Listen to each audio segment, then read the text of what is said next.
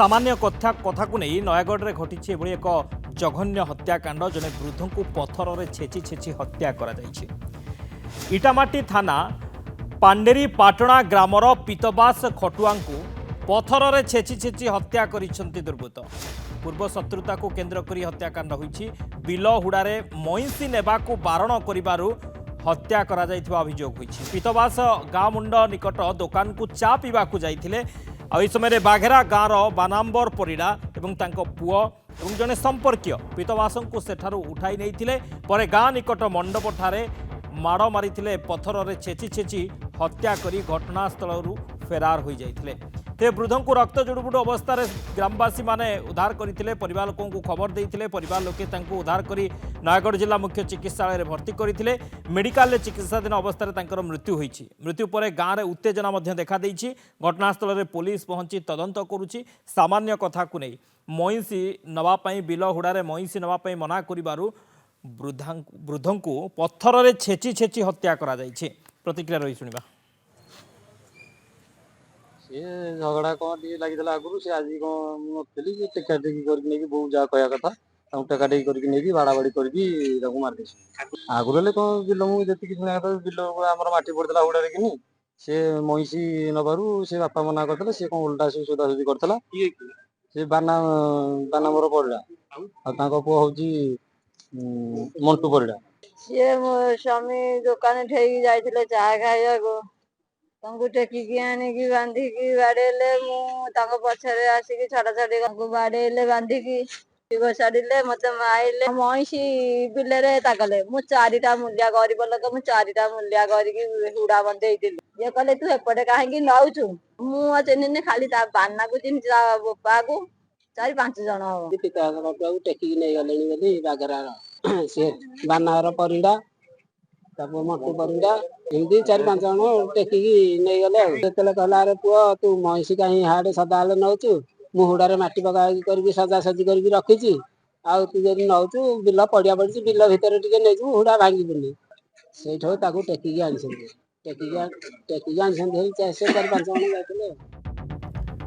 चित्तरंजन पासा नयगढ़ रिपोर्टर आम सहित जोड़ी होती आलोचना करवा। चित्तरंजन जड़े वृद्ध को निर्मम भाव हत्या करा जाउछि। पत्थर रे छेची छेची हत्या करा जाउछि।